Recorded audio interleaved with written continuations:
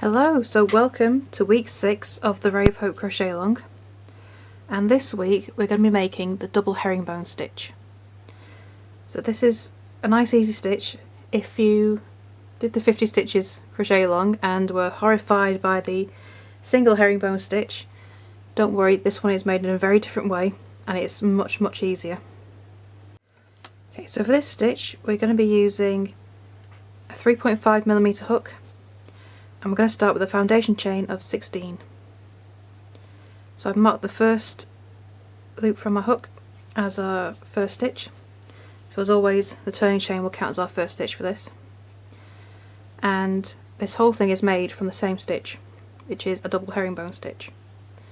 So in the 4th chain from your hook, 4, yarn over, hook into the loop, yarn over, pull through the loop, and also pull through the first loop on your hook. Okay, then yarn over, pull through 1 loop, yarn over, pull through 2 loops. Okay, and that is the double herringbone stitch. So yarn over into the next stitch, insert your hook, yarn over, pull through a loop, and then pull it through the next loop as well. It helps if you kind of pinch the bottom of that loop to help pull it through. Then yarn over, pull through 1 loop, yarn over, pull through 2 loops.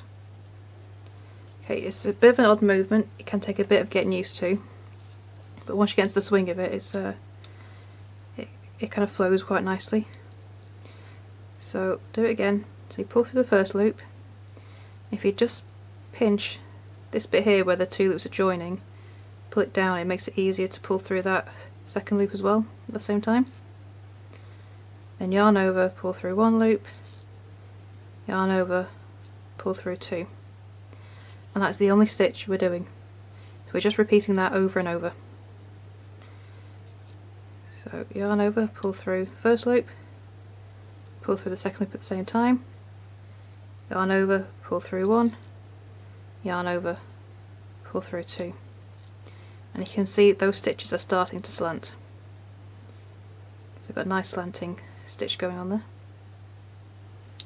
So we'll just carry on with that all to the end of the row. So each row will have 14 stitches in total, and we start each row with the alternate turning chain. There's 40 rows in total.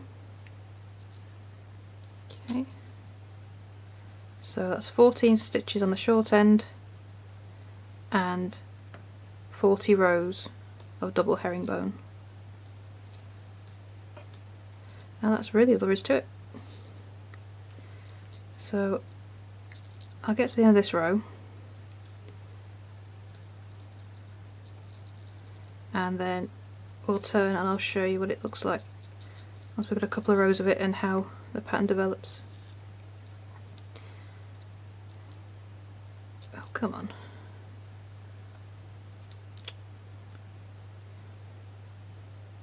There we go. Sometimes the yarn just doesn't want to cooperate.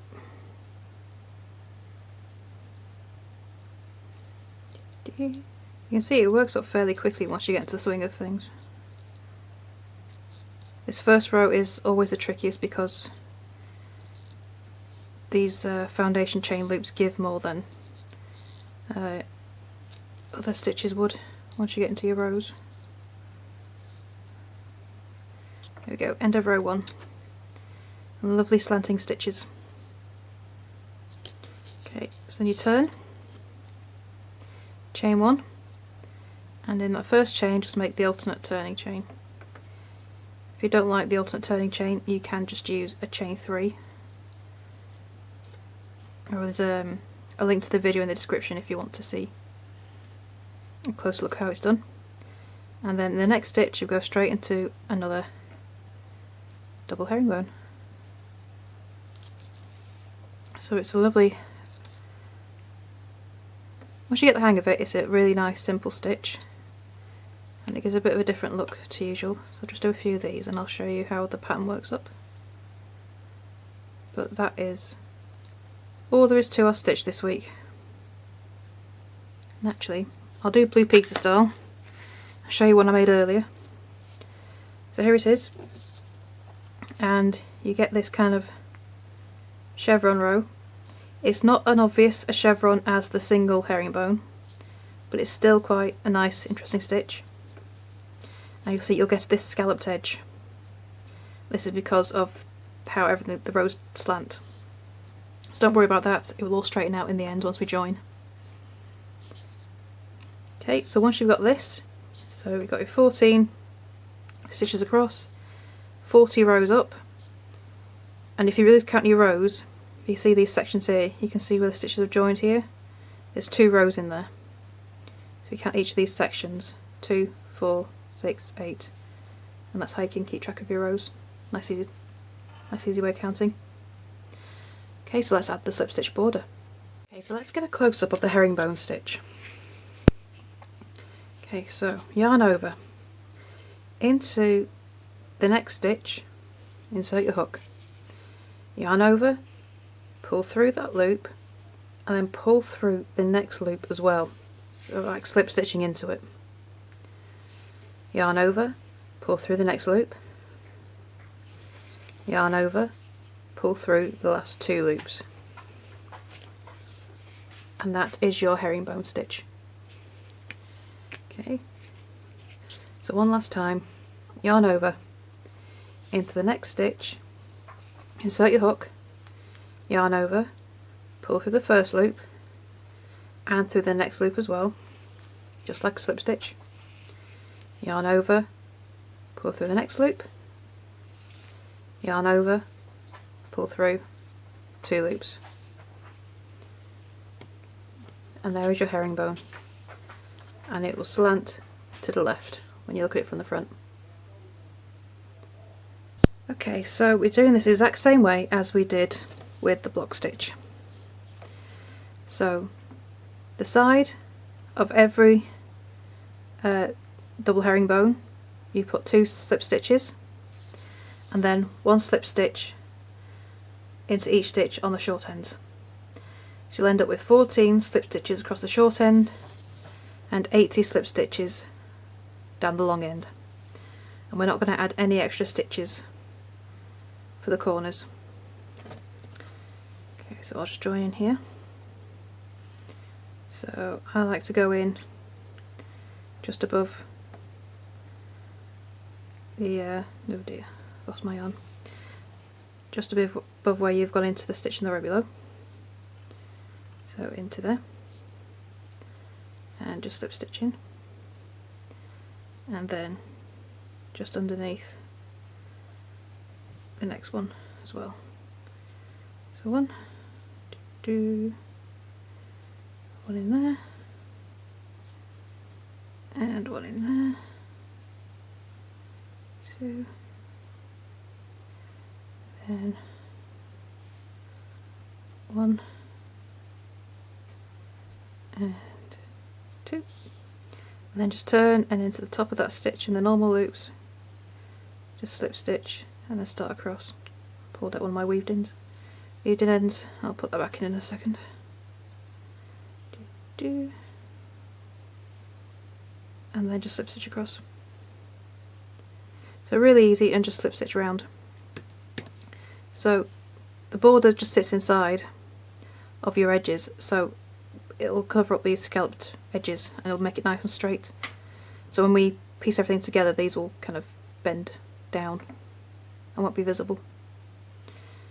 Okay, and so that is all there is to it. And just slip stitch around. So don't worry if you don't have the exact number of stitches. If you've watched the joining video, the link to that is in the description. You can see the hack for if you find yourself stitches short, and you will in this because there is a little bit of a difference in the number of stitches on the long ends, but it's really easy to compensate So don't panic here if you find yourself a few stitches short. We can deal with it really easily, and it won't show up in your final piece, that it won't be noticeable at all. Okay, and then turn around again. Right, so I'm going to carry on with that.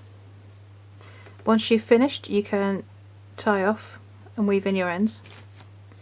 Okay, and when you get to joining, you can see you've got the joining part that goes over. Don't worry about that. If you have your join going over the edge, it won't show in the final piece because this is going to be hidden. We'll only see the straight black line. That won't show at all. Okay, so once you've finished, weave in your ends, and you can join this to the ray of week 5. Okay, don't join the bottom end. Leave that loose, just join the long end to the ray. With that, all done, and I shall see you for next week's stitch. Bye for now.